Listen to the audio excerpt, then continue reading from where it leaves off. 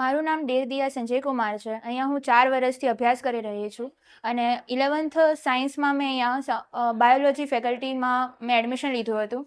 અને અહીંયા મારી જે 4 વર્ષની જર્ની છે એ બહુ જ આમ કહેવાય અલગ અનુભવવાળી રહી છે.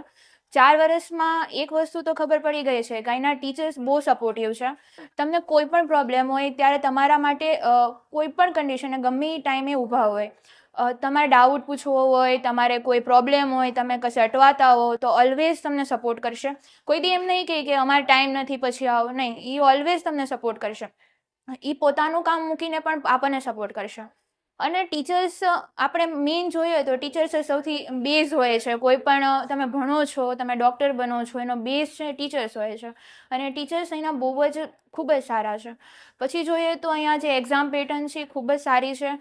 પહેલાં અમારે જ્યારે 11thનું સ્ટાર્ટિંગ હતું ત્યારે દર 15 દિવસે અમારી એમટી લેવાતી હતી. અને અત્યારે જ્યારે સિલેબસ પૂરું થવા આવ્યું છે ત્યારે CTN દ્વારા અમારે અઠવાડિયે એક્ઝામ લેવામાં આવે છે. અને અમે નજીકમાં જ અમારી ફૂલ સિલેબસ એક્ઝામ લેવામાં આવે છે.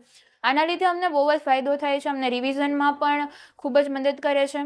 અને અહીંયા જે DPP બોર્ડ ટેસ્ટ લે છે એમાં પણ અમને ઘણો સપોર્ટ મળે છે. આપણને શું નથી આવડતું એના વિશે પણ આખું આપણું પરફોર્મન્સ જે કેવું છે એવું આપણને ટીચર્સ દ્વારા કહેવામાં આવે છે કે તારી ખૂટતી કડી અહીંયા છે, તારે આ કરવાની જરૂરત છે. એટલે આપણને અહીંયા ફૂલ સપોર્ટ કરવામાં આવે છે. ડાઇનિંગની વાત કરીએ તો ડાઇનિંગમાં પણ જે ખાવાનું હોય છે એ ખૂબ જ સારું હોય છે. ડાઇનિંગમાં કોઈ પ્રોબ્લેમ નથી હોતી. અને આપણે જ્યારે અહીંથી ટ્રાવેલિંગમાં જઈએ છીએ તો ટ્રાવેલિંગમાં પણ આમ શાંત વાતાવરણ હોય છે કે જેથી આપણે ત્યાં પણ રીડિંગ કરી શકીએ.